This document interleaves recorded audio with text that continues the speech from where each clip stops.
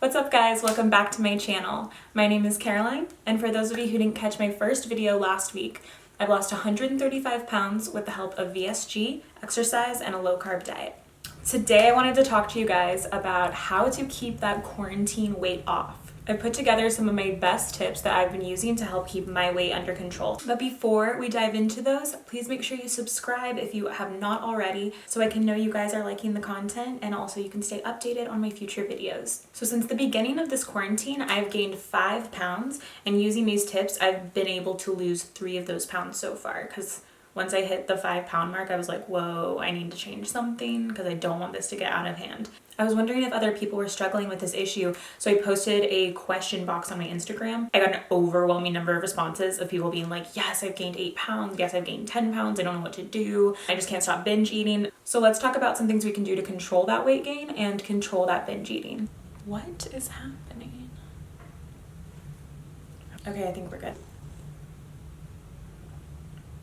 Okay, now we're good. I'm just gonna knock the first tip out of the way because I think it's the most obvious. We all should be trying to stay active. We all should be trying to exercise any way we can, whether that's doing at-home workouts or going for a walk every day. Just anything you can to stay active, burn those calories, not just be sitting in one place the entire day. I'm not really one to talk because I literally lay in my bed like all the time. But I still try to do like at least 30 minutes of some sort of physical activity each day. But exercising doesn't only help you physically, it can help with depression and things like that. And depression for me for sure leads to binge eating. So I try to, stay as positive as I can. And if 30 minutes working out a day kind of lifts my mood, then that's dope. I have no problem doing that. My second tip, which is kind of a weird one, but honestly it makes total sense. If you don't have to be in the kitchen, don't be in the kitchen. Like just hanging out in the kitchen opens you up to so much more temptation than if you're just chilling in a different room. Me and my roommates kind of like congregate in the kitchen and hang out at the counter, and like sometimes we'll sit there for hours just like drinking, hanging out. And I was doing that at the beginning of this quarantine a lot more, and I noticed that I would go up to the fridge and just like open it while I was like talking to someone and then wonder, wait, why did I just open the fridge? Like what was I getting? It was like a subconscious thing that I was doing. That was when it kind of clicked for me, like maybe I shouldn't be just hanging out in the kitchen because it kind of makes you like hungry just to be around food. I don't know. That's what it does for me. Out of sight, out of mind. And I don't know about you guys, but my sleep schedule with this quarantine is completely fucked up. I've been staying up all night. Like it's 4 a.m. right now, and sleeping till like 4 or 5 in the evening. And I know it's so bad, no one judge me. But the reason why I'm trying to work it back to normal is because I realized that was a huge thing contributing to my weight gain. Because I didn't have the normal hours. I didn't have set times like I usually do. We're like, oh, it's time to have lunch. It's time to have dinner. So as a result, I just started kind of eating whenever I was hungry. Oh, well, it's quarantine, like we can just eat whenever. And so I feel like I ended up eating way more than I should. Like I was kind of snacking and grazing, and that is a terrible habit to get into. So whether you're on a normal sleep schedule, congrats if that's you, or if your sleep schedule is completely messed up, set times for your specific schedule. I was snacking a lot more in the beginning because my sleep schedule was so messed up. And since I've recognized that and made designated meal times for myself, I've stopped snacking in between. Like even if I get hungry, I'll be like, no, chill, you can make it another hour, 2 hours. Or if you do snack, make sure it's a healthy snack. Try to avoid sweet snacks like snacking on chocolate, snacking on candies, chips. Guys, don't start eating chips, don't start eating junk food. So I kind of touched on the subject of mental health earlier. Anything that you can do to stay in a routine and that provides any sort of structure throughout your day is a really great idea. And it's actually been proven that having some sort of structure like that, maintaining that or a routine kind of gives you a sense of purpose, and that helps you stay positive, not fall into a kind of dark hole of like, well, I'm just gonna like be in my room and like do nothing and lay here in my PJs. That can be totally fine and great if you do that without falling into kind of like a mental slump. But me personally, I don't know, when I'm feeling less productive, it weighs on you mentally gradually, even if it's something as simple as like getting dressed that day. That is not my way that I've held structure during that. But I don't think I've actually put pants on this entire quarantine, like to be totally honest with you guys. I don't know if I should say that. I feel like I should cut that out. But that is one thing you can do, like kudos if you're doing that. Or putting on makeup. I don't know if some of you guys know, but I am a makeup artist. So to me, I'm like, I don't want to waste that product. Like I'm not putting on a full face every day. I see like girls on Instagram doing that and I'm just like, really? You have the energy and the discipline and the money to be putting that on like every morning? Like, all right. All right. I mean, I put a full face on for you guys right now, but I legit think I've only put a full face of makeup on like one other day of this entire quarantine. And I think it was when I filmed my last video last week.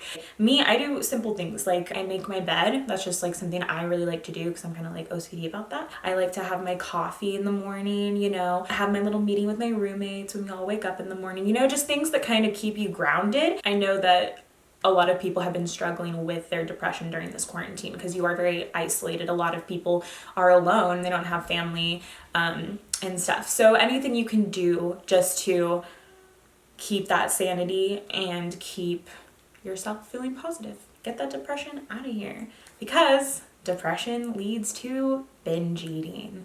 I do suffer with binge eating disorder.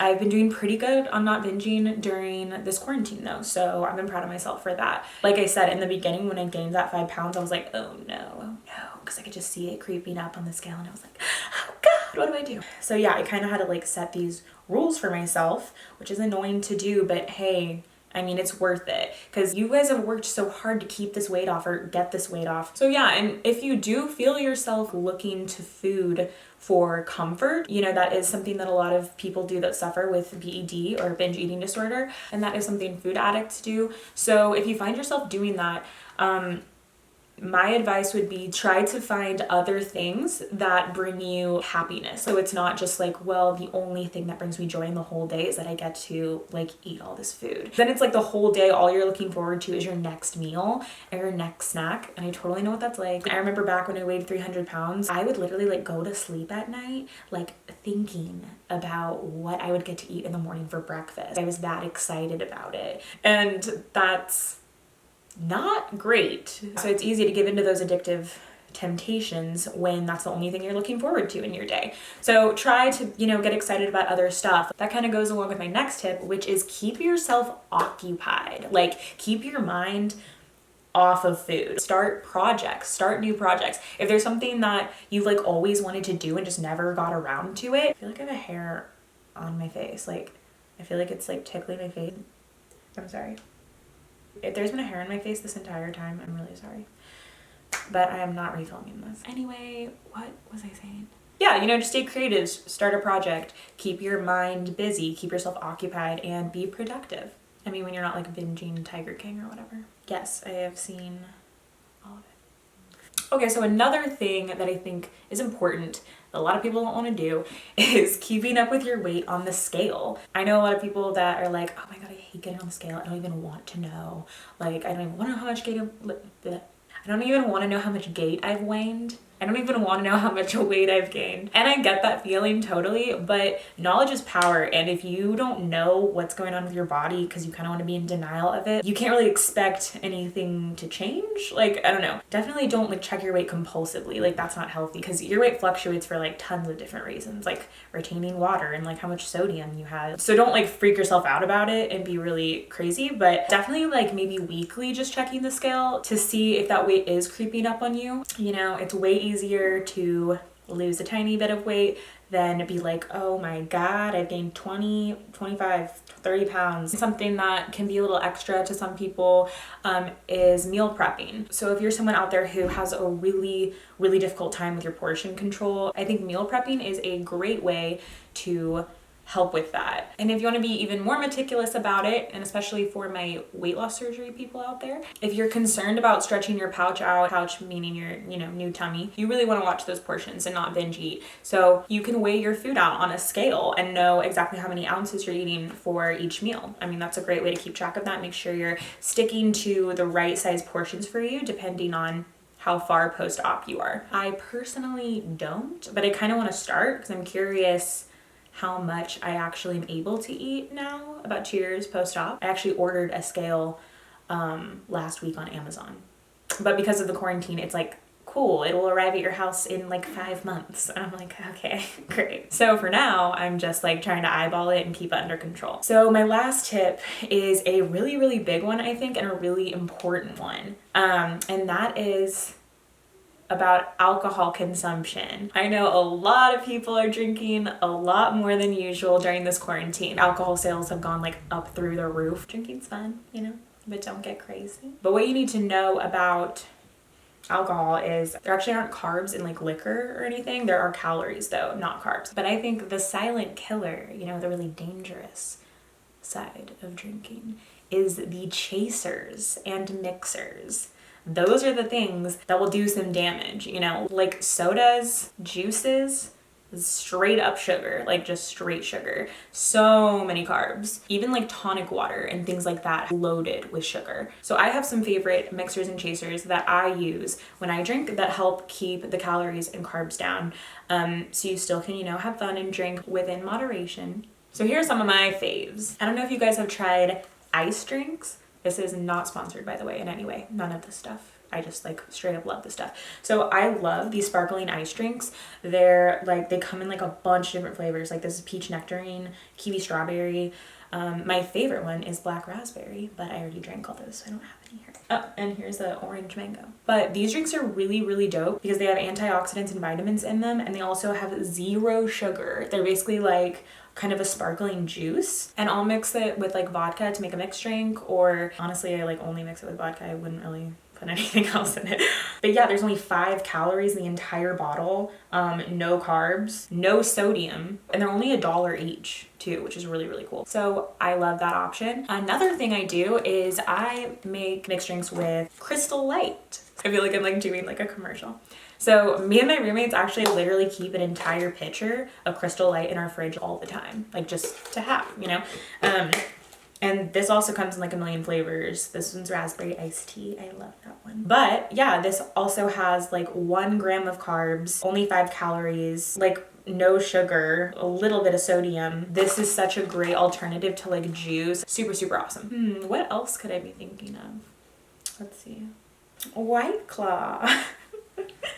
I'm pretty sure everyone watching this video already knows about White Claw, but if you don't, this is White Claw hard seltzer. This also comes in a bunch of flavors. They have like variety packs of it. It's basically like a flavored sparkling water, but it's only 2 grams of carbs in a can, 5% alcohol, not much sodium, 20 milligrams, 2 grams of sugar. It's like really not bad at all, and it's a great alternative to drinking things like beer, or like if you're just trying to like cut back on drinking but you don't want to like not drink anything like with your roommates, like yeah, just have a White Claw and like not be knocking back shots with everyone. You know, I know drinking is a very like taboo subject for weight loss surgery patients, but I'm just being real with you. Like I do drink. I don't think there's anything wrong with drinking in moderation. You know, as long as transfer addiction isn't coming into play. But I will say, make sure you wait until the appropriate time post-op to drink alcohol when it is safe and it's been approved by your surgeon, because there's a period of time right after surgery where drinking can actually be really dangerous for you. It can cause stomach ulcers and certain things like that if your stomach isn't fully healed. So make sure you check with your doctor and they give you the okay that you're good to go and are allowed to drink, because you want to be safe. Be safe. But I'm actually going to make a whole separate video about drinking and alcohol post-op. Like I said, it's a really taboo subject, so I might get a ton of shit for even saying any of this about drinking, but I just want to be honest with you guys. Like, I think it's unrealistic to be like, you should never ever drink again, and if you do, then you're really not committed to weight loss, because that's silly. Come on, we're all human. We all want to have fun and be safe at the same time. I just want to stress the safety thing one more time. I just don't want to get in trouble. I don't want anyone to get like mad at me. I don't want to piss anybody off.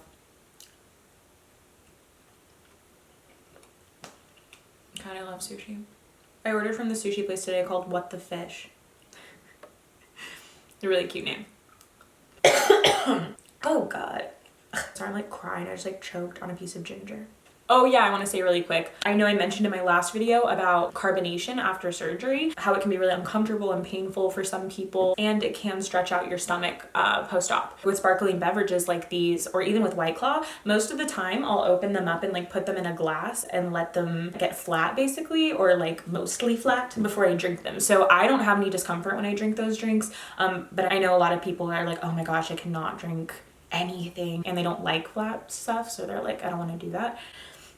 Personally, I don't mind drinking flat things. I just like the flavor. But yeah, if you have to drink pop, then at least make it a diet pop soda. Sorry. At least make it a diet soda pop. But these are just some drink ideas that can help you with controlling that weight gain when it comes to alcohol consumption. But like I said, I mean, the overall thing is to just watch how much you drink. Alcohol in itself has so many empty calories in it. If you're like binge drinking every night, like with ice, you know, that weight will creep up on you. Maybe try not to drink like every night. So those are my tips on helping with weight gain and binge eating during this quarantine. I wish all of you guys the best of luck. I'm still trying to get those last couple quarantine pounds off, but you know, we should keep supporting each other and keep sharing ideas and tips about how to get through this time. So comment below if you guys have any other tips and advice that I didn't think of. If you guys would like to follow me on Instagram, I will link it below. If you guys like this video, please give it a thumbs up and subscribe so you don't miss any of my upcoming videos. Happy quarantine.